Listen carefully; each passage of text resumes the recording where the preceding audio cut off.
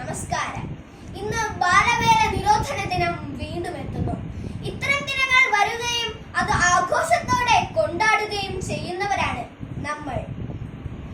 എന്നാൽ ബാലവേല എന്തുകൊണ്ട് ഇപ്പോഴും നിർമ്മാർജ്ജനം ചെയ്യാൻ സാധിക്കുന്നില്ല എന്ന കാര്യം ചിന്തിക്കേണ്ട അവസ്ഥയിലാണ് നമ്മുടെ രാജ്യം. ബാല്യം വിടും മുമ്പേ മുതിർന്നവരെ പോലെ പണിയെടുത്ത് ജീവിക്കുന്ന കുട്ടികൾ. ഇത് എന്തൊരു ദുരവസ്ഥയാണ്.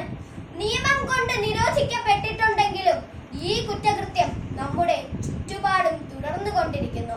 നാളെയുടെ ഭാവി കുരുന്നുകളെ കൊണ്ട് ആരോഗ്യവും വിദ്യാഭ്യാസവും നൽകി വളർത്തുന്നതിനു പകരം ചൂഷണം ചെയ്യുകയാണ്.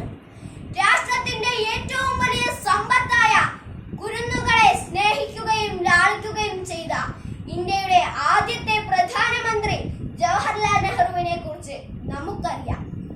ജീവിതഭാരം ചുമലിലേറ്റി തെരുവോരങ്ങളിൽ അലയുന്ന കുട്ടികളെ എന്റെ പ്രിയപ്പെട്ട കൂട്ടുകാർ കണ്ടിട്ടില്ലേ?